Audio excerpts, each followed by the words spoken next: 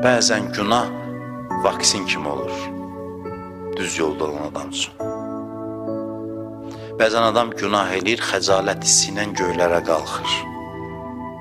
Deyib, günah eləyib, peşman olmaq daha yaxşıdır, ibadət eləyib qürurlanmaqdansa, bu din belə deyir. Bir daha deyirəm, amma mən düz başa düşün, mən günaha dəvət eləmirəm Ramazan ayında. Deyirəm ki, adam düz yolda olsa, günah da axırda onu səbəb olar dolayı yolla ki, o inkişaf eləsin. Çünki günah üzərində dayanar, peşman olar, istiğfar eləyər, o hal yaranar, inkişafa gedər.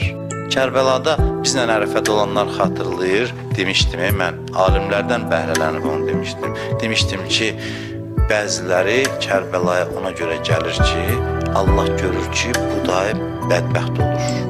Buna bir nəfəs lazımdır. Nəfəs lazımdır.